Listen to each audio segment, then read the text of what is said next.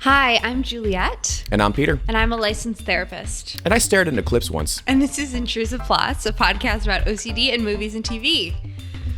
What's up, everybody? What's up? Hi, yes, everyone. We're here. The feud is over. We had a mediator. We're good now. We just cannot talk about certain words without fighting. Oh, man. Juliet could not keep a bit going for over 12 hours. It makes me so anxious to think that was rough about there being a conflict and that people perceiving us as having a conflict. God forbid Juliet and Peter are fighting. It will affect my life so much. Welcome back, everyone. We're happy to be here. We've got quite a movie to talk about today. Yeah, and we always say like, oh, we have a doozy of a movie. We have quite a movie. Okay, listen. This movie means a lot to me. And throughout this entire episode, you're going to see that this movie means a lot to me because I watched it when I was pretty young. If I had watched it for the first time now, would I have been harder on it? Maybe, but I didn't. I love this movie. Juliet, what do you know about our marquee topic, Matchstick Men? Well, I knew nothing about it. So once again, with all of these movies, I have not seen any of them. The one thing I have heard about Matchstick Men is my stepfather for the last, 3 years, ever since I started doing like more OCD specific therapy, has been like, you should watch this movie called Matchstick Men. And every time I kind of like internally rolled my eyes because I'm like, okay, it's probably going to be really kind of like offensive and just like stereotyping OCD. And we'll talk about it. But I will say, I had no expectations, but I did enjoy the viewing. When it comes to the quality of OCD representation, we can talk about that, but I like this movie so much just because this genre is for me. And you know who's not for everybody? Nicolas Cage. Nicolas Cage. Oh, I forgot to tell you, in my class last night, we were doing practice questions for the exam. Okay. For their final exam.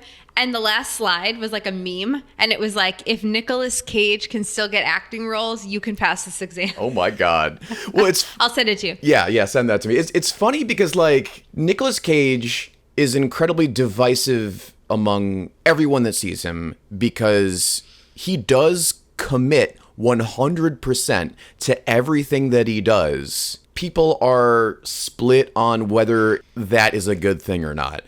Okay, so have you ever seen Moonstruck? Do you know what that is? No. Moonstruck is a 1987 rom-com film, and Nicolas Cage is the male lead in said rom-com, and he's actually incredible in it. And it's not hammed up. Well, it's been a minute since I've seen it. Maybe it is. But he can do these more subtle things if he wants to. And then he'll go and do things like you'll be surprised if you find in the Walmart bargain bin. After a whole stint in the 2000s where he was pumping out like Drive Angry and Ghost Rider Spirit of Vengeance, there was this like odd resurgence of Nicolas Cage movies that were more critically acclaimed. Like people loved Mandy. People loved the Color Out of Space H.P. Lovecraft movie. And it's not like Nicolas Cage himself started acting any differently. I think it's just so beholden to the quality of the writing of the movie, whether this Nicolas Cage thing works. And oh boy, in my opinion, I think it worked in Matchstick Men. I might be alone in that. I don't know.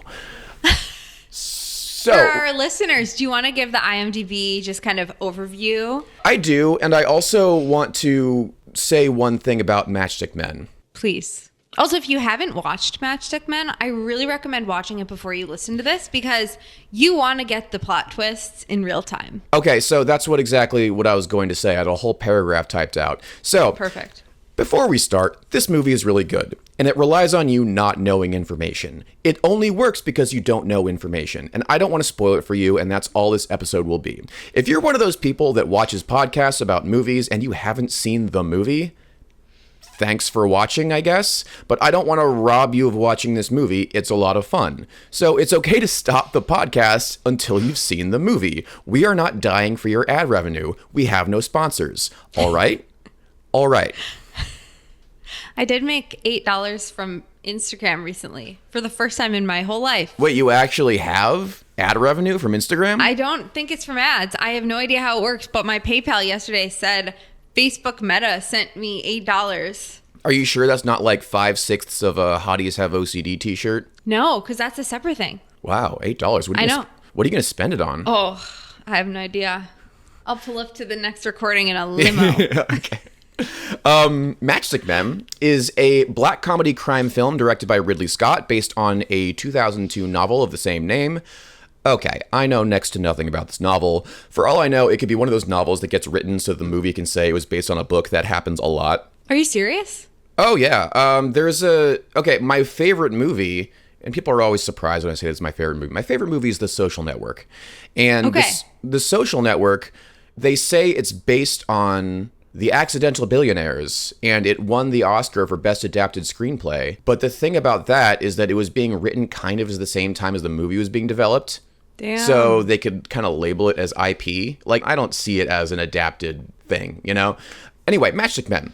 A phobic con artist and his protege are on the verge of pulling off a lucrative swindle when the former's teenage daughter arrives unexpectedly. Phobic. What a word. You can kind of tell when a logline is over workshopped. Like, how do I make this like shorter, but also like, do I make the language more flowery? Yeah, it's concise. A phobic con artist. We'll talk about the movie's terminologies later on. But if for some reason you don't know anything about Ridley Scott is an 87-year-old film director currently. He's also responsible for most of the greatest movies ever, from Alien to Blade Runner to Gladiator. Damn. Yeah. Oh, he's busy. He's incredibly busy, and he's still like pumping movies out. Oh, this is one of his more underrated movies, but he was old when he made this movie. Like, I was just watching an interview of him in this 20-plus-year-old movie, and the reporter asked him, like, what does the title Matchstick Men mean to you? And Ridley Scott says, oh, I think it's slangy, it's flim-flam. Where the hell does flim-flam come from? They say, whatever, we don't know, so I just bought into the idea of Matchstick Men, which is the response of an elderly man. And I love your accent. That was over 20 years ago. This is fun. There was a Leo DiCaprio, Russell Crowe movie directed by Ridley Scott. It was called like Body of Lies or something, and I got to see the premiere of that. And this was me in like high school. I was in this room in New York. I think it was for some benefit or something. And I was wearing this flannel button-down shirt because that was my sense of style back then. And I kept turning around to look at Ridley Scott, being like, that's Ridley Scott, that's Ridley Scott, that's Ridley Scott. And I, like, the third time I turned around, his eyes were directly on me, and I went, ah! And then I turned back around. That's the extent of my interactions with Ridley Scott. More than most. More than most, yeah. More than most. Funnily enough, the same interview where I did that amazing accent, the reporter does the obnoxious reporter thing where they go around to each cast member going, do you have any OCD tendencies? And I've been through that one. And Sam Rockwell just goes, I crack my knuckles. Huh? Just the most throwaway answer ever. Okay. So Matchstick Men stars Nicolas Cage as Roy Waller, Sam Rockwell as said protege Frank Mercer, and Alison Lohman as the surprised teenage daughter. If you don't know Alison Lohman from other things, that's okay. She retired in 2009, but she is the lead in Drag Me to Hell, which is an awesome Sam Raimi horror movie. Okay, so Wikipedia describes Roy, Nicolas Cage, as having severe Tourette syndrome and obsessive-compulsive disorder. Now, Nicolas Cage says in one of these interviews, I never wanted to exploit it or make fun of it. I wanted to do it in a way that would make more people aware of it, which was, that's nice. We respect that. The thing is, Nicolas Cage is not known for, like, his subtlety, And he definitely, like, we'll talk about his performances later on in this movie and how he plays it. I wrote down you either love him or you hate him unless you're Juliet, apparently. Why? Because I'm Nick Neutral? Yeah, you're Nick Neutral, and nobody's Nick Neutral. Nick Neutral sounds like a really boring cop character. Be like, hey, Nick Neutral here. We gotta call in Nick Neutral. He'll be on radio, use all the correct jargon, and solve the case in a reasonable amount of time. Okay, so back to the plot of this movie. Yada, yada, yada, spoiler. Nick Cage is dead the whole time. Okay, great. Let's get into it. The movie starts with the most 2000s opening text animations that I have ever seen in my life.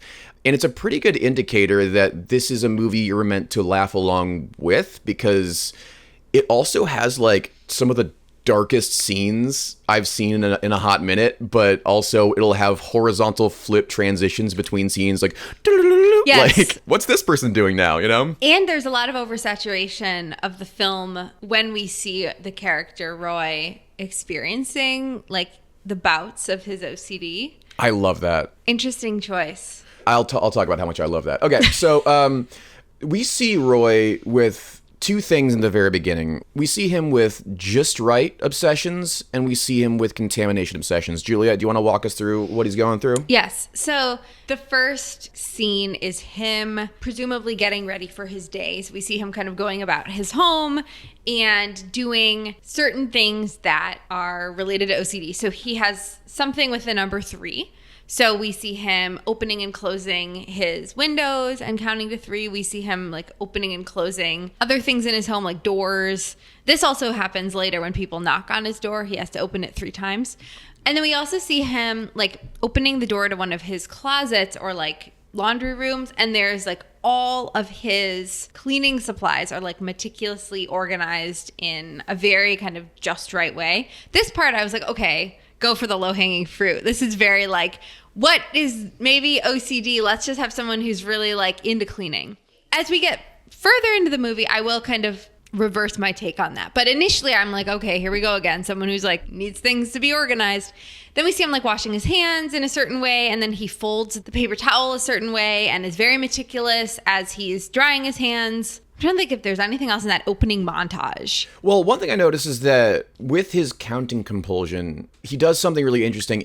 He changes languages, Yes, which implies uno, dos, tres. or ichini-san, and it's like what happens is that he's having a little fun with his compulsion. You're right. He's like, how can I maximize the creativity in this? If you have a contamination obsession, you're generally afraid that you're going to become diseased and die.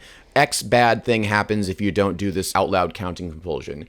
Can you layer on like little things to keep it fun and spicy, like changing languages? Is that a thing that happens? Can you do both things at the same time? I haven't seen it. I'm curious if you're listening and you do notice this. Please let us know if you're comfortable. Yeah, have you ever had fun with your compulsions? I guess maybe the only thing I could think that they were trying to show is like, because this is something he's been doing for so long and he feels like he has to do it, he's like trying to like, he's like, well, if I have to, do this 3 times, at least I can, do it in a different language or something. Because it didn't read to me like what he was doing with the languages was as a result of the obsession. No. It looked like he was having a bit of fun, which is like, it's fine as a choice, I guess. I personally have never seen it. Neither have I. We also in this first scene see some like physical tics that he has. So there's something with one of his eyes that he does.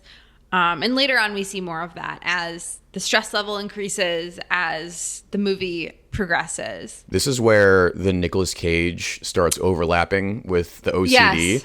Some of his tics, and this is where I'm assuming Wikipedia calls it Tourette's, which I would like Juliet to explain more of in a second.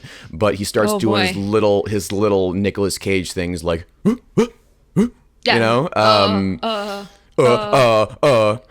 In my notes, I was like, every time Nicolas Cage says, There are going to be people that argue that it is not good acting if you just take the thing you usually do and put it on something that this specific character has, like OCD. I will argue that, no, if you look at this Nicolas Cage freakout and compare it to other Nicolas Cage freakouts, he clearly did tailor it for this character. So I am still defending this. Anyway, so what is Tourette's?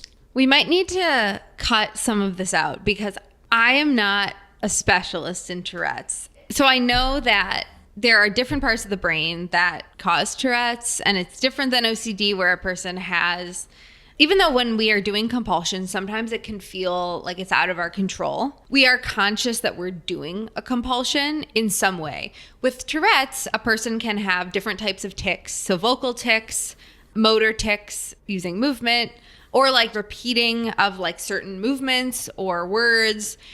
But these behaviors are involuntary and they're happening outside of a person's awareness. So it's not like someone with Tourette's can just like, it's not like you can like resist a tic like with OCD where you can resist a compulsion. I know some people with OCD can have compulsions that kind of fall more into the category of tics. So there's a way you can diagnose them with OCD with like a tic subtype. I don't know specifics about this. Take what I'm saying with a huge grain of salt. I think in this situation, it's supposed to be two separate things from what I interpreted. If anyone has any other thoughts, please let us know. Do you have any thoughts on this, Peter? Are you going to plead I'm not a therapist? Are you seriously going, I'm a therapist and I don't know enough about this topic? Hey, filmmaker. What do you think? What do you think? Jesus Christ. Really quickly, I also think that when people don't understand OCD, they think that compulsions are tics. So like, for example, when there was an interview and Sam Rockwell was asked like, oh, do you have any OCD tendencies? And he was like, oh, I crack my fingers. He could have been thinking of a tic where a person is like repeatedly doing that, but it's not in their awareness. Sam Rockwell is so goddamn charming that I just thought he was joking in a weird, nonsensical way. But no, he could have been serious. Who knows? Misinformed. What were you going to say about it though? For someone that I guess isn't far along in their exposure journey or their understanding of what their compulsions are, sometimes the compulsions can happen so blindingly fast it feels like that you have no choice but to do them. And I wonder if that falls into the territory of just being a tic. Sometimes I've got vocal compulsions and they happen rather quickly and they're over before I'm even aware of them. And I wouldn't call that Tourette's. I would just call that a vocal compulsion that happens to happen really fast. Yes. So I guess the movie isn't asking us to like deeply analyze it, but we are doing this podcast, so we are. We will, yes. Fun fact, the pills that they have him on in the very beginning of the movie, they're just Benadryl. They're like very obviously Benadryl. Like when he loses them all down the drain, he picks them out. He just takes out a Benadryl melting in his finger. All right, we're 7 minutes into the movie now and 25 minutes into this podcast. They start off with a surprisingly complex con, Frank and Roy. They're showing what they do, and usually in a movie, exactly. What's a day at the office before their life gets day in my life turned upside down? Exactly. Before the inciting incident, we got to show an average day of Roy, the con man's life. What his day is like, which is weird because this one's a surprisingly complex con. They call two elderly folks, right? Scam them into thinking they won something. And they get money from them, and it's like $300. And if they had stopped there, that would have gotten the point across. But no, they go over to their house, pretend that they are then federal agents, and then take down all their bank information so they can quote unquote go after the guys they did this, and then drain them of yet more money. The con was for a con. The con was for a con. Foreshadowing. I don't know if I would have risked them recognizing my voice from like the same day. Also, they're old, but are they that old? Yeah. If we're being real, like I don't think that any kind of federal agents would move that fast. It would be like, oh, a year ago this happened to you. We're going to try and investigate it now. And we're only going to communicate via letter. Oh my God. Yeah. It would be like, please write us back. And if you receive this after 30 days, this is void. They'll move slower than the IRS. But they moved fast in this. And that doesn't tip off the old folks. And we don't see a lot of compulsions from Roy when he is at work with these various cons. We do see him doing some tics. He keeps a rap on him, though. Yeah, it's like, it's a lot more, he's functioning pretty well. It's not impacting his work. So it's interesting that a lot of this is related to being at his house. I was also impressed that someone that has such a tough time with OCD is in such a high-risk line of work as being a con man. There's a lot of uncertainty there. A lot of uncertainty. If you want to talk about dealing with uncertainty while you're committing various crimes, check out our House That Jack Built episode. Yes. One interesting thing happens during this first con. One of his marks opens the sliding door to let his dog out. And we see the outside. Well, first off, some real 2000s effects happen. But during said 2000s effects, the scene starts speeding up and we see like everything start moving around very quickly, like it's a 2000s music video. But also the outside becomes oversaturated in a way that reminded me a lot of like a Britney Spears music video or like Mission Impossible 3, or like anything that could only be from that era. Or in Lost, when they were doing when they were going back in time, and every time that would happen, it would get all saturated, and then they'd be like, and then it would go back. Yeah, absolutely. It was very popular to do that at that time. But it does do a very interesting thing here that I like. It's a super cool way of showing how something gnaws at you that draws your attention from one place to another place. Sure, the effect's a little hammy, but like out of everything that I've seen, it allows us to step into the shoes of the guy rather than, say, Adrian Monk, this quirky little dude that freaks out at stuff. I think this came out 1 year after or the same year that Monk started, so I imagine the discourse was so much fun back then. Oh my gosh, if only we had a podcast then. But they probably didn't have podcasts. It would be like, here's our blog. You want to do our radio show? We also see how Roy uses chain smoking as kind of a self-medication. There is rarely a scene in this film where Roy is not chain smoking. We've covered quite a bit on this podcast about how self-medication and substance abuse is often used in place of compulsions, which obviously means you can develop substance abuse issues. Juliet, do you have anything you want? This is pretty straightforward. Do you want to have anything you want to say about that? No, I think we've covered it decently so far. And yeah, there's a lot of smoking. I'm also thinking like this was before smoking was banned in restaurants and in like public places too. So even as he's in therapy, which we'll get into soon, like him and the psychologist are like, the psychologist has a pipe, he's got his cigarettes. Oh yeah. Yes. Back when they say smoking or non-smoking at a restaurant. Yes, the smoke just stops after this booth. So if you're on the other side, you're there's fine. just a wall, Physics doesn't really apply, We also see him do something that really reminded us of another movie where he's buying several sealed cans of tuna fish and throwing them away in sealed plastic bags when he's done with them, kind of like Exposure. But like most things in this movie, it's not as depressing to watch. This is played a bit more for quirkiness and slapstickness, which made me think of the other OCD character, Monk. Now, one thing that I want to get into over the course of this podcast is I like this a lot more than I like Monk, but when you put it down on paper, sometimes the purposes of the OCD can get kind of similar. So why am I so biased against Monk, but I'm so pro Nicolas Cage and Matchstick Men? We have some theories on that, but we'll talk about that. Yes. When there was the scene where he's only eating canned tuna. That's like his diet. And then after he eats it, he like wears gloves, he rinses the can out, and then he puts it in a plastic bag, seals it, and throws it away. And I wrote down, hey, Peter, does your OCD ever only let you eat tuna from a can? And that thought made me retch a little bit. I've got memories attached to that. Anyway, okay. No, not OCD memories, just memories of me not liking tuna. Oh, I was like, whoa, a nail on the head, oddly specific. No. One thing that this movie does when he starts having obsession spirals is that the camera angles and cuts are frazzled and chaotic when he's by himself, kind of going through more intense spirals. It's always impressive when you can act by yourself, even if it's lighter, and I don't necessarily mean like a lighter tone in acting necessarily means easier, but it is supported by not the hokey, well, maybe a little hokey. It's supported by the hokey way it's kind of shot. So he misses a dose of his meds. They all fall down the drain. This is when it starts. This is when it starts. This is where the Benadryl. dominoes start falling when he loses his Benadryl down the drain. Klonopin.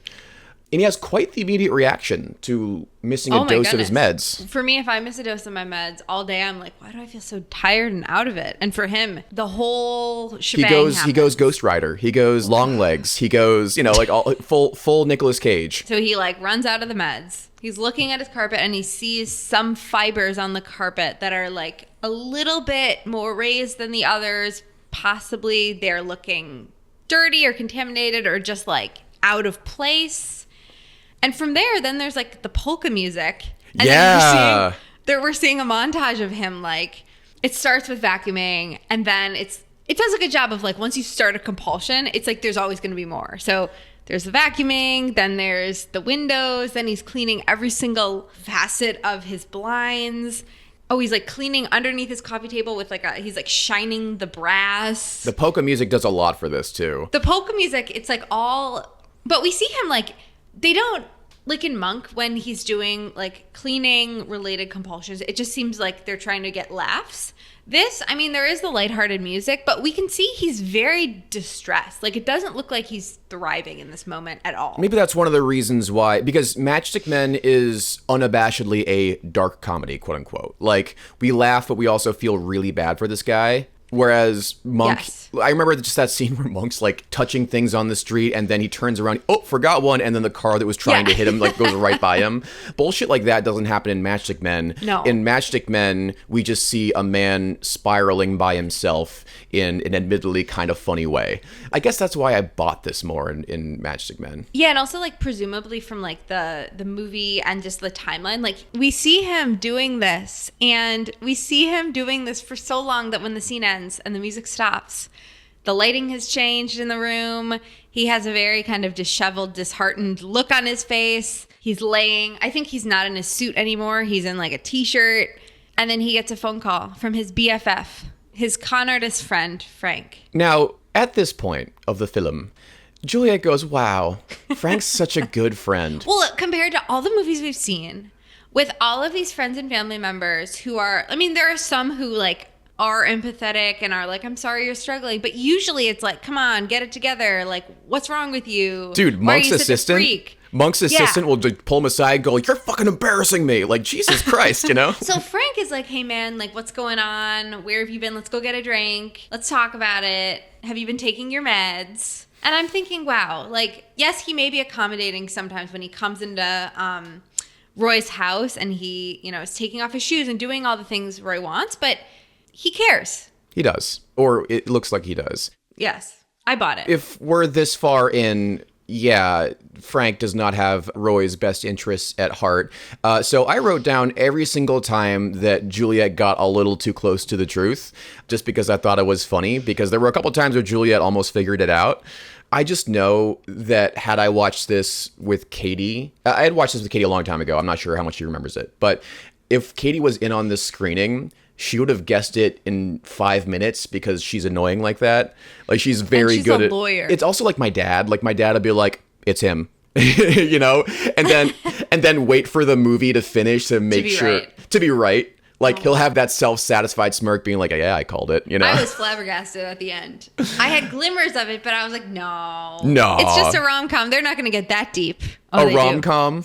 The rom-com between a man and his daughter? I mean, father-daughter. A daddy-daughter-com? Yes. Eventually, his friend so helpfully gives them the number to a new therapist. Because his old therapist was not actually a therapist. He was getting the meds illegally from him.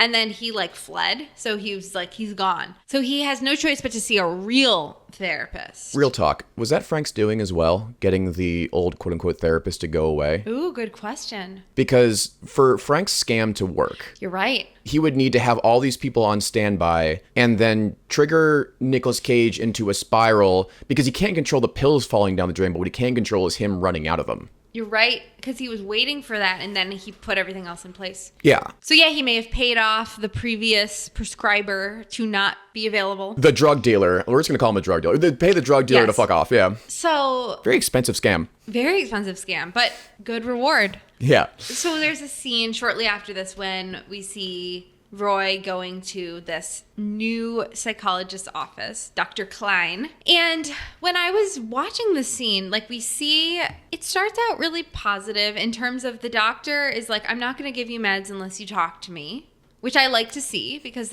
first of all, a psychologist can't prescribe meds. So I guess he's a psychiatrist. He's a psychiatrist, yeah. But he's like, you know, I don't just prescribe people meds. I like to get to know them. I'm like, that's right. We don't need to overprescribe here. And he asks questions, and this is when Roy starts to talk to us, the viewer, about his internal process. But real quick, before we get into what's actually a really great scene, which I'll let you talk about, I wrote down one thing called the Matt Damon Rebellion. And I looked at this a couple days after the fact, and I went, what the hell's the Matt Damon Rebellion? And I had written this down and I had no idea what it meant until it struck me that it's the bit in Good Will Hunting when the client is sitting not talking in front of a therapist out of an act of rebellion. Right. Yes. We had a whole conversation about that. Yeah. And so Nicolas Cage was doing the Matt Damon rebellion trope, which is actually hilarious because the Matt Damon rebellion sounds like a sad event in history where multiple people like died at the hands of the U.S. government or something. Like, oh, we don't talk about the Matt Damon rebellion. We can tell our grandkids that that's what it was. Yeah, we can tell our grandkids the Matt Damon rebellion was a dark time for all of us. But no, basically Nicolas Cage spends... It's the tropiest scene in history. Nicolas Cage is frowning, sitting in a chair, and we hear the clock ticking very loudly. Like, that's such a first psychologist meeting, like, scene in a movie. Anyway. Well, so the psychiatrist is like, what has been going on? Why are you here? And Roy says... I almost read the quote, "Hey, Peter, does your OCD only let you eat tuna from a can?" But that's not what he says. What he says is... Turn to the screen. "Hey, Peter." He says, "I spent last Tuesday washing fibers on my carpet, and the whole time I was washing my carpet, I was worrying that I might vomit." And then he starts to talk about, I forget the rest of the quote, but he's basically like, and then I was like, "I'm a grown man. I should know what's going on in my brain. And then I thought I might as well blow my brains out. But then I started worrying about how that would make my carpet look. And I'm afraid of germs. I'm afraid of being outside. I'm afraid of, primarily it's like contamination related, kind of emetophobia, like fear of vomit, but also the just right." Then the psychiatrist does a really good job asking him some follow-up questions to determine like his distress levels, his impairment levels from his symptoms. And I'm like, wow, good intake session. Then the psychiatrist starts asking really specific questions like, do you have a woman? When did you last meet this woman? And I'm like, damn, that's a really interesting direction to go. But we come to the realization that Roy is living in a lot of regret because he had this significant other who maybe he punched. Was that what we were supposed to? He left her with a black eye. That I gave her. Yeah, there was a suggestion of it got very bad with domestic violence involved. Yes. And then he's like, and she was pregnant when it ended. And then the therapist is like, do you think about the child? He or she? Okay. How much summary should I give her? No. At this point, Juliet is saying stuff like, we should do an "is this an ethical therapist" bit. And I'm going, yes, ha. Juliet sees the guy just give him pills and then agree to call his ex-wife for him. Juliet just goes, damn, I wouldn't do that. And then Juliet goes something along the lines of, what if the therapist is conning him? And I'm writing in all caps, she almost got it. She almost got it. She almost got it. So we've all seen Matchstick Men because I asked you to do so. Yes, you're right. So the therapist is in on it, obviously, but I guess we're asking, in the world of this movie, is the therapist an actual ex-therapist because of how well he started, or is he just some dude? Because if he's some dude, then damn, he did a good job of the intake. Yeah, he watched a movie. I mean, it was good at first, and then it kind of pivoted when he's like, let's think about this hypothetical child. Let's call him he. Blah, blah, blah. It's like, no, this is not why he's in therapy. He's in therapy for OCD, but... That's true. And depression. Well, especially, like, the therapist puts his feet on the ottoman right as he walks in, and Juliet goes, like, therapists should try to accommodate, which I also wrote down, that Juliet saw the foreshadowing. But no, he's doing it to make Nicolas Cage's character uncomfortable and bully him to push him in the right direction as a con man. So I think the scene is very good. It keeps us in the world of questioning the ethics of the therapist, but not enough to think, wait, the movie's doing this on purpose. I mean, like, therapists historically have not been given good plots in movies or TV shows. So I was like, okay, they're doing their best. This is just how it goes. I do not expect much. So I wasn't like, oh my gosh, it was so unrealistic. That makes me feel like something else is happening. Like, we've actually come a long way in therapist writing in movies and TV because of the normalization of therapy, and that's a very good thing. I think my favorite therapist joke I've ever seen in a movie or show was from BoJack Horseman, where two of the characters have the same therapist, and like, oh, I can't see you anymore because I'm seeing this other person. And she's like, but I was here first. And she's like, do you need me to validate you? And she's like, no, I don't need to validate you. No, you're parking. Do you need me to validate your parking? That was a good joke. That's great. Yeah, I love that. That show's full of like ridiculous wordplay. But, you know, therapy writing was still in its not infancy, like, but this was 2003. This was 2003. This was post Sopranos when the plot of it was the mobsters in therapy, you know? You're right. Yes. Okay, so our fake therapist gives him an offer to call his ex-wife, which should have tipped off Juliet so hard, but, He's like, I will call and I can't lie. He also discloses, I can never lie. I can never lie. And then from the call, the therapist tells Roy, so, your ex does not want anything to do with you. But her daughter, your daughter, her name is Angela. She's 14. She wants to get to know you. And I'm like, damn. The look that Roy gives, like, is it the camera or just off camera? It goes, The fact that, there's this parent, this mother, she's like, I don't want to have anything to do with this ex. He was so awful to me. He was so toxic. But then she's like, yes, my 14-year-old, you can just have free reign with this relationship with him. I'm not even going to try and communicate with him first to make sure he's on the right path. Just blind trust. Now, Juliet, can you conceive that there are parents out there that are very loose with their teenage children? Like, enough to buy it for the movie? Well, they tried to portray the mother like that because as Angela, his daughter, has more airtime, we see that she's kind of like a rebellious kid and she kind of calls her own shots and she does what she wants, even when her mom doesn't want her to. Yes? Yeah, because they do a lot of work to show that has a distance between herself and her mom. The first thing they have her do is like have her snoop through her supposed dad's belongings. Let's back up a little bit. I want to talk about the meeting scene between Angela and Roy. Do you want to give us what goes down? Well, so we see Roy like waiting in his car, kind of creepy, just like sitting there at this park. And he's watching all of these like young girls walk by. And he's like trying to figure out like which one could be his kid. So he's like waving. He's like waving at them and like they don't say anything. And then we see this young girl come by. She's like on a skateboard. She looks super kind of alt. I was like, oh, she looks gay. Her outfit was just like, she has this like rainbow button down and these like board shorts. And she's just like doing her thing. And we see her like obviously looking for someone. Like it's pretty clear that she's meeting someone. But then we see Roy like kind of zoning out or he sees her. And I don't know if they're supposed to be depicting him being like, is that my daughter? And he's like so taken aback that he like can't do anything, or if he's chickening out, or if he's... I think part of it was that he realized he can't just wave at teenage girls till he finds the right one. Okay, so he's having a reckoning. He's more like, oh, I should not do this. But eventually he gets the message because she's been standing there looking around and he's like, I forget what he says, but he's like, are you Angela? Roy? And from there, they're just BFFs. They're like hanging out. They get a burger and Angela's like, if you're going to get wet, you might as well go swimming. Because he's like, you want to get some food? The next few scenes are very sweet. One thing I want to bring up is that Alison Lohman, the actor, dressed up and acted like a 14-year-old in the audition room and only told Ridley Scott, the director, right after that she was actually 22. Ridley Scott had this to say: I honestly didn't realize she was 22 when she auditioned. She came into the room with her hair in these little pigtails sticking out and dressed like a young kid. She was perfect. When she got the part, the wardrobe people said, what do you want to do with her hair and clothes? And I said, I want her to look exactly like she did when she auditioned for me.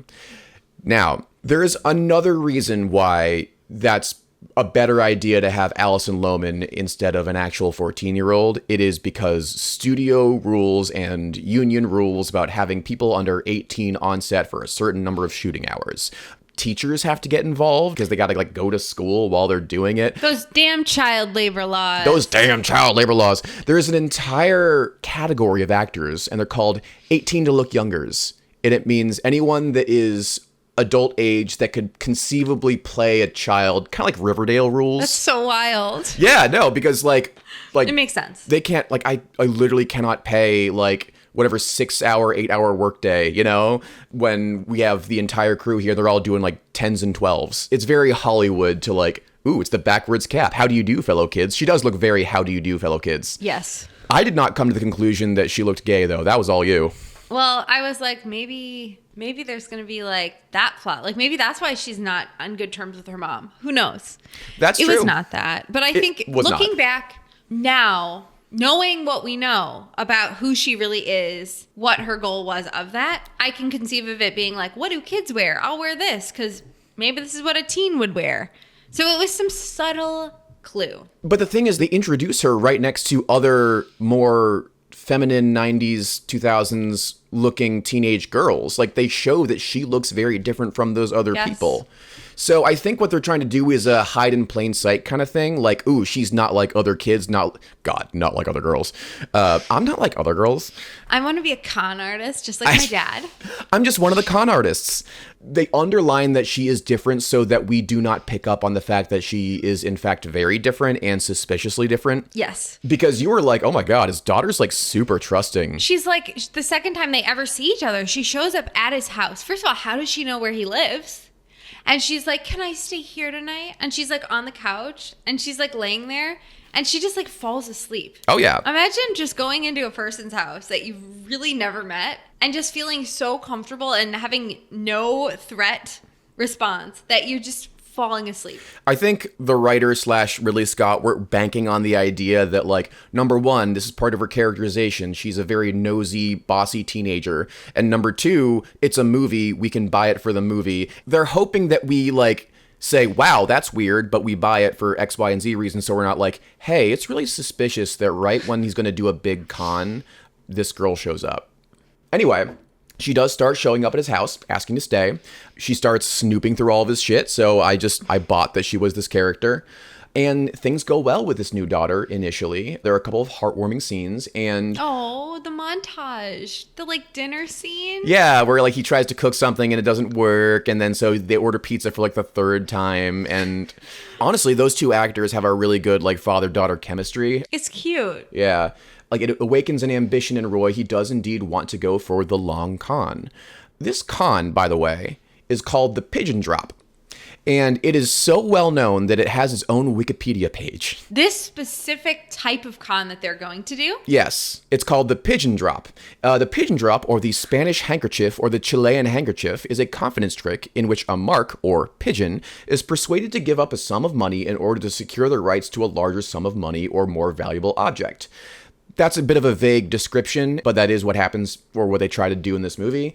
For some reason, like, a lot of cons are named nationality and then object, because I was like, wait, didn't I see something like this in, like, Sneaky Pete or other con man shows? Like, I literally Googled this. Here are some names of other cons. Okay. The Cuban sandwich, the Thai gems, the Iraqi dinar.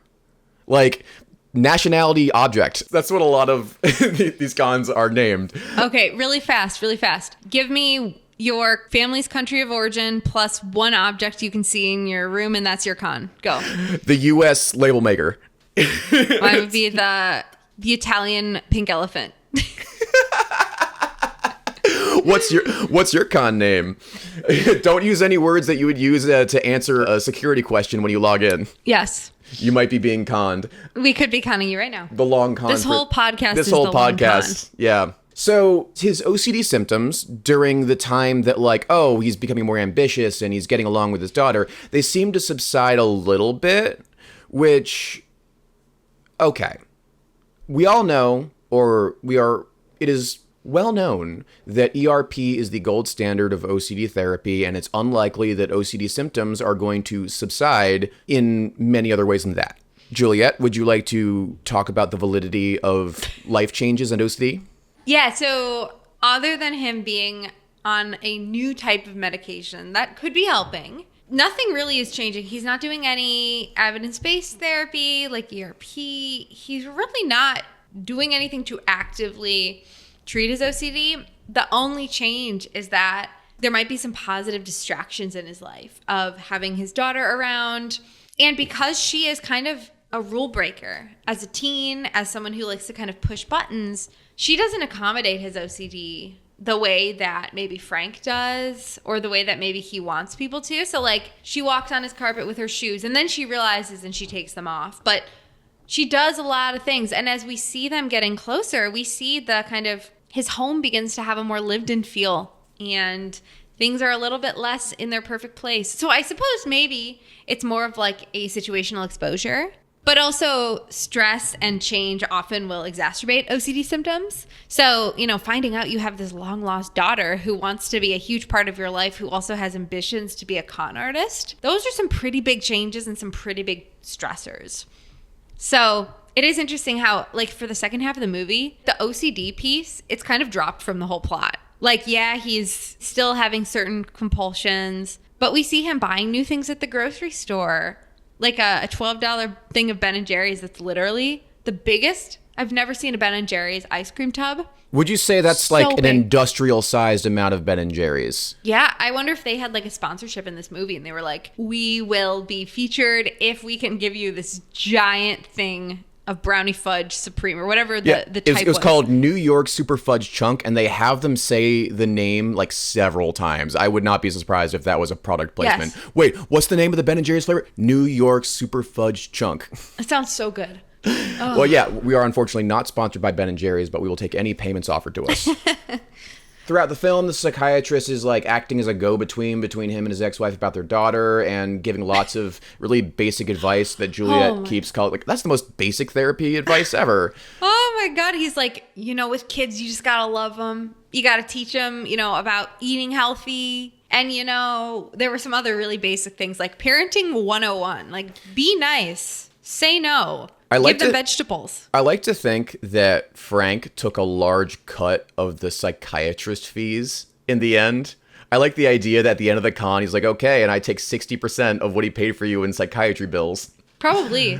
Let's see. So she discovers that he is a con man, quote unquote discovers, and she's like really into the idea of being taught how to con, and he's resistant to it, but at the same time things are going so well, and he also kind of wants to show off a little bit because the dad wants to look cool in front of his daughter after a lifetime of the daughter thinking he's a piece of shit. And it's like he teaches her a pretty simple scam, and it's a great scene. It's a fun scam, it's heartwarming between them, and he's like developing skills on how to be a dad because like, oh no, I taught you how to con. I didn't say I'd let you get away with it. That's a dad moment, So this person who had never been a father developing legitimate, unironic skills of being a father, which I thought was really nice. This part of the movie, I was like, this is so cute. Like, yeah. I love this. Yeah. She annoys him into making herself a signatory for all of his money in his bank, which is such an obvious red flag to any movie watcher. But I was a small child when I saw that, so I didn't pick up on that. I was just like, that's kind of fast. Looking at it now, once again, hindsight 2020. He then runs out of his pills, and his therapist is nowhere to be found. Dr. Klein. Yeah. And this is when Nicolas Cage starts Nicolas Caging. And this is where some people are going to be like, oh, this is stupid. And this is where I went, I love this. There is a scene in the pharmacy where he cuts the line and he's just, he's doing the, like he's doing that thing. Yes. And he has a top 5 Nicolas Cage of all time line where the guy says, hey, buddy, you ever heard of a line? And Nicolas Cage turns around and says, hey, have you ever been dragged to the sidewalk? And then he yells, and then beaten till you pissed blood. Look, I'm not going to do like a Nicolas Cage impression because no one can do that scene justice but Nicolas Cage. But please like watch it on YouTube again after this podcast is over. Like it's such an underrated moment. He was setting boundaries. He was asserting himself. He was speaking his wants and needs. My values. Maybe not the most effective, but he was practicing feeling needs identification and expression skills. You ever set a healthy boundary with somebody by saying, hey, have you ever been dragged to the sidewalk and beaten till you pissed blood? Let's see. We talked about the Tourette-like compulsions here. He finds out that the medication he's been taking was a placebo. Right. It was prenatal like a hormonal, vitamin. Wasn't it like for menopause or something? Yeah, it was like a menopause supplement. And so he finally gets back to the psychiatrist who is now back in town, which is interesting. What purpose does this serve the con to have him realize he's being given a placebo? Like, I know why for his character development, but from Frank's perspective, doesn't that just get him closer to the truth? I don't know. I think we're seeing that, even con men or con people make mistakes. No one's perfect. Nobody's nerfect. But you would think, though, that when he realizes that the psychiatrist has been prescribing him without his consent, having him take these meds that are not at all Like, there was no label on the meds he was giving him. He was like, here, take Also, these. directly from the psychiatrist and not like, all right, I'm going to let CVS know, and then CVS is going to send you a text, and then you go to CVS, and then they're going to be like, oh, well, we actually don't have that anymore. You're going to have to wait, like, another day. Like, the fact that he avoided that entire stupid dance when picking up your medication, that should have tipped him off. That's a red flag. Yeah. It's not supposed to be that easy. I got my pills in my hand the day it was prescribed. What? Something's up. I'm getting conned. Let's see. In this confrontation scene, the psych says something along the lines of like, you weren't a mess before when you were on the placebo, you know, and like, you don't need medication. Yeah. Yeah, you cured yourself. Being a dad cured your OCD or at least suppressed your symptoms. And I'm like, that's stupid, but whatever. It's Family a movie. Values. I think what was actually dumber about that scene than that plot point was the fact that that's the end of the OCD plot for the most part. It really does end. And honestly, like, as we got towards the last chunk of the movie, I kind of forgot that there was like an OCD piece because I was just like, are they going to be able to successfully do the pigeon drop? Yeah, exactly. It becomes fully a con man movie, which this was always fully a con man movie. It wasn't like setting out to talk about OCD in this really profound, in-depth way. But the thing is, like, family having a big impact on your life and your mental health is a profound thing to talk about. So it's just weird that they're like, okay, that subplot's over. The only real medicine you need is reconnecting with long-lost family. So we are in full con mode now. The con moves forward, and he's close with his daughter now, and the way it shakes out time-wise is his daughter is forced to get involved. We see the con happen, the pigeon drop happen. Fun fact, this scene takes place in LAX. It was, in fact, shot at the Anaheim Convention Center, which is not LAX, last second because, for some reason, it was really hard getting an airport. And I asked Juliet, can you think of anything that happened just before 2002 that would make it hard to shoot at an airport? I feel like at this point, Captain Obvious over here, and I'm like, oh, yeah. Okay, so it's funny. They actually talk about it a little bit in the scene. I wonder if that was a rewrite to accommodate it, being like, welcome to security. They don't let you through the security gate anymore. Oh, you're without so a ticket. Like, this 2002 movie acknowledges changes made after 9/11, which is a pretty quick turnaround. Yes. So the con goes super well. It goes a little too well. And the daughter is part of it. She helps him out. And when it stops going super well, it's because his daughter did indeed get involved. And we all go, no. And we see Roy being like, father mode. What have I done? I'm going to fix this, sweetheart. You don't have to worry. Exactly. I will protect you. Tell Frank you've never been arrested, because they're all worried about like rap sheets coming up to light. And like her record. The mark tracks him down because of supposedly this daughter's record, follows him back to his house. And what follows is the darkest scene of the movie. Frank has literally been tortured. Roy is... It's not funny.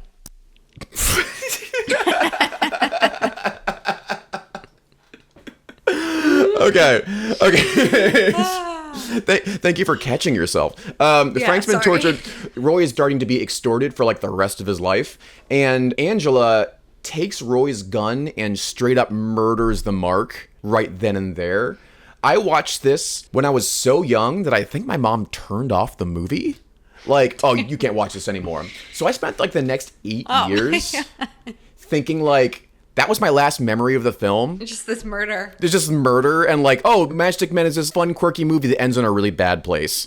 With a child committing murder, too. With a child committing murder. Kind of like how West Side Story has like, I want to live in America, and it ends in death. You're like, okay, I can see it. Years and years later, I resume watching the movie. Boy, were you surprised. Boy, was I surprised. So after the mark gets got, Juliet says, oh my God, good thing he's got a bunch of organized cleaning supplies.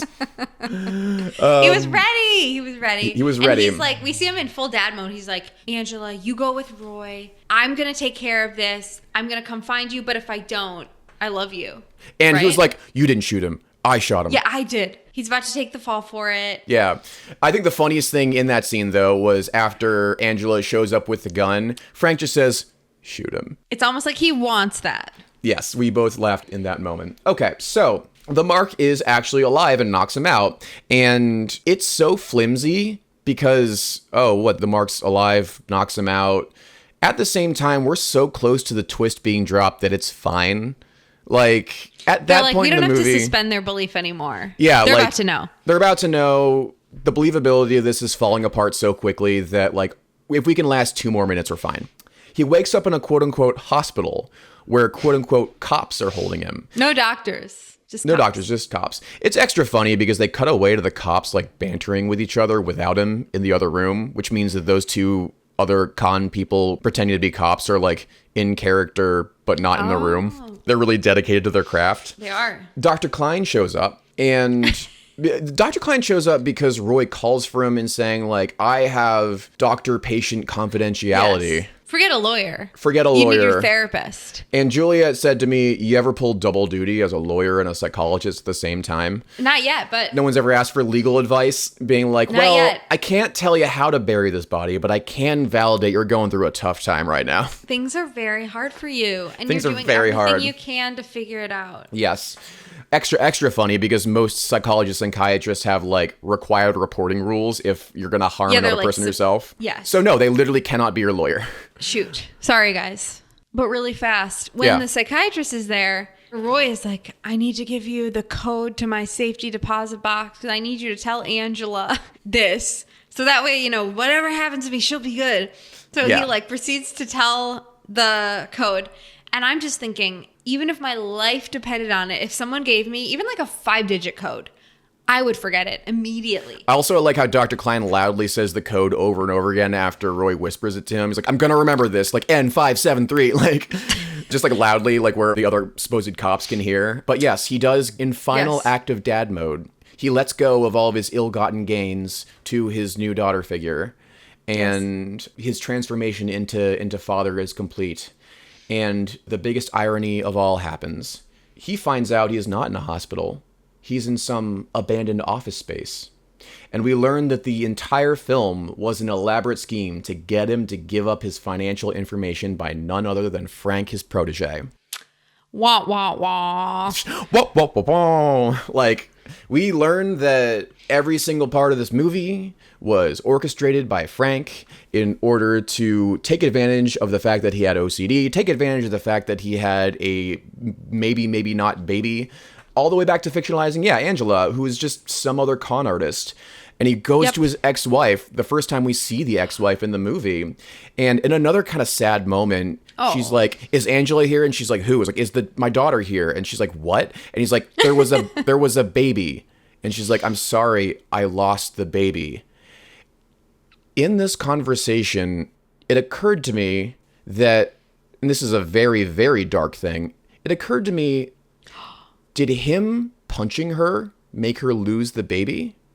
Could Because have been. Good point. it ended in a black eye that I gave her, and then he did not know what happened with said baby. Could the domestic violence have made her lose the baby? Probably, and it would make sense why, because he had so much guilt and remorse for the way he treated his ex that he was so much more susceptible to like being manipulated by Angela because he really wanted to believe that she was okay, that she survived, that he could kind of redo that. How evil you gotta be to like manipulate these intimate pieces of guilt of your past into someone giving up their money to you. Like Frank needed to not only know all of this, but then twist the knife and use it against him in the most emotionless way possible. Like that is cold. Like I'm trying to, because this is a psychology podcast, I'm trying to avoid using words like that's sociopathic, but like that is the coldest shit I've ever seen.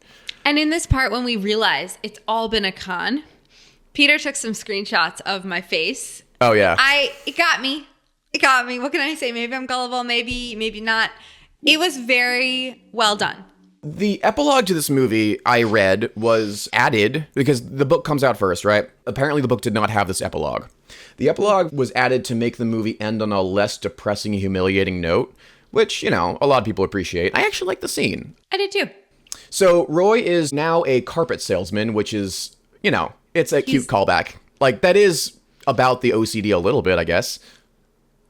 Yeah. Oh, that makes sense. Yeah, he's a carpet salesman. I was just thinking, oh, they're showing him on like the straight path or the right path. So he's just working this kind of humble job. That is the point, but it's like a callback. Yes. Okay. So it's 1 year later, he's doing pretty well, and he runs into Angela, who is with her new boyfriend who's trying to buy a carpet, and she looks not like a 14-year-old tomboy. She's a whole adult. She's a whole adult, dressed in a way that would make a father angry.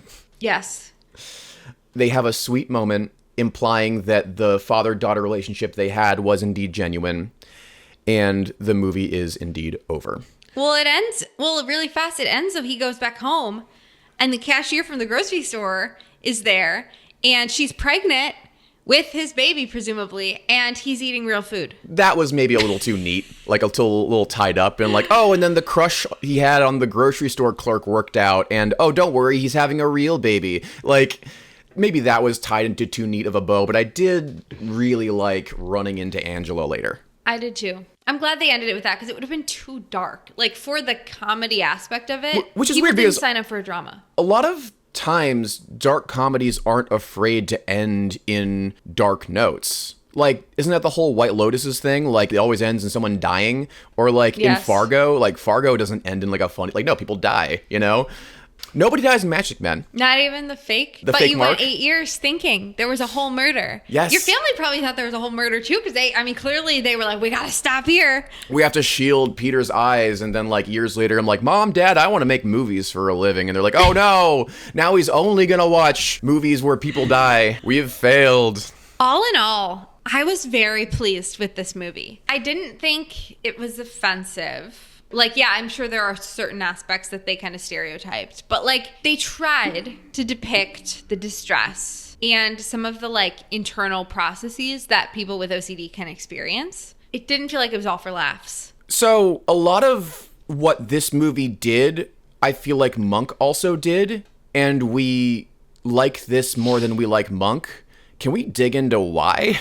For me, it was because I could actually empathize with Roy's character. We see him trying. We see him like actually being distressed. We see him not liking the fact that he has OCD. We see him wanting to be a good person, and he's trying, and he's kind of trying to figure it out. I think with Adrian Monk, there was nothing about like how he's actually feeling. It was just like, haha, he's struggling. Let's laugh at it. I am going to push back on that. He is stressed out the whole time. Monk is stressed out the whole time. And he says things like, I'm in hell. I would love to not think anymore. Like, he's having an awful time. But I think what the point you're getting at is that he does have a smarmy superiority complex about having OCD that makes him this super detective or whatever. Whereas when it comes to Roy, it only ever gets in his way. It's not like a superpower. It's not a superpower. His obsessive cleaning never like helped him with the con. That would be fucking stupid. Yeah, it's just taking away from his life. It's just taking away from his life. Even when it went into a more comic area, especially with those Nicolas Cage vocal tics or whatever, I still liked that quite a bit more. And I laughed along at all those moments too, because I'll be the first to say OCD can be funny sometimes. Just show it the right way. Like, damn. Any other thoughts? Oh yeah, what's your score? Yeah, that's good. Let's end with that. I'd say like 7 out of 10. Honestly, for a movie about con men, that's pretty good. Yeah, it was very entertaining. I didn't feel like they were using OCD as just like a humor bit. It connected to the storyline. They showed accurate depictions for the most part. I liked it. Yeah. Yeah.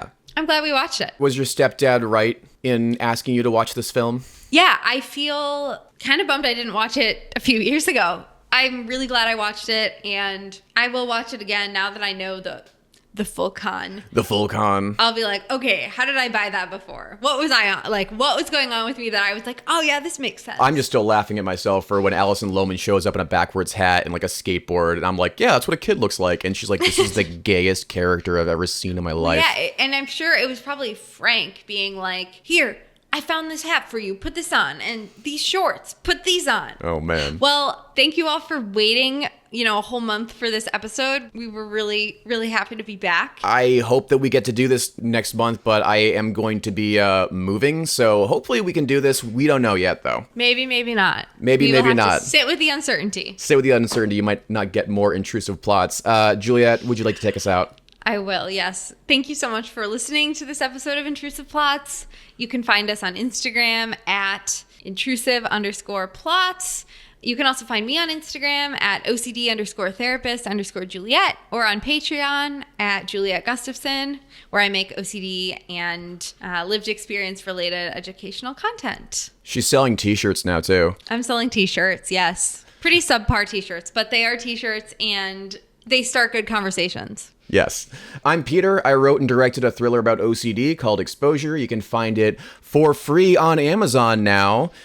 Still in the North America territory, but hey, let us know what films you'd like to see us review next. I also have an account where I talk about all the goofy mistakes I made making Exposure. It's at Debut Film Mistakes on Instagram. Yeah, I think we're approaching the heavy hitters. We sure are. Yeah. Just wait. Just wait. See ya. All right, bye. Bye.